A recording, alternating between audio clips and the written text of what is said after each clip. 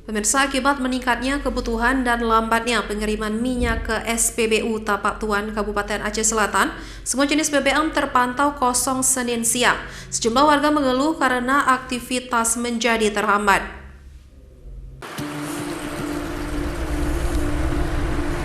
Stok bahan bakar jenis solar, Pertalite, Pertamax, Dexlite di stasiun pengisian bahan bakar umum di Tapak Tuan, Kabupaten Aceh Selatan Senin siang terpantau kosong.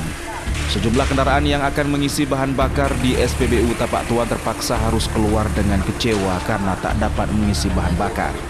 Semua langkanya jenis bahan bakar minyak di Aceh Selatan dikeluhkan pengemudi. Pasalnya, SPBU yang berada di Jalan Tengku Ben Mahmud Tapak Tuan merupakan satu-satunya SPBU yang ada di kota Tapak Tuan.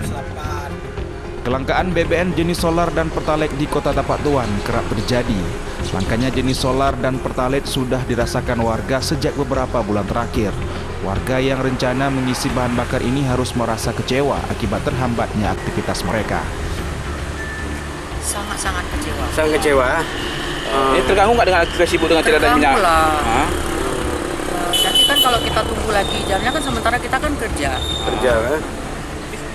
Pengelola SPBU Tapak Tuan mengatakan Pertamina memberikan kuota 16 ton, namun dalam sehari sudah habis dan langkanya minyak karena terlambat pengiriman.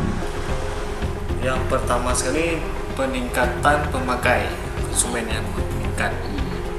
Itu yang pertama. Terus yang kedua karena sistem, kita punya sistem, makanya penjualan itu transaksinya bisa sampai dalam satu mobil itu paling lama 3 atau 4 menit.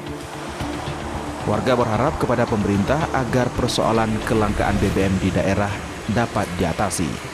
Dari Kabupaten Aceh Selatan, Idar Ivan, iNews melaporkan.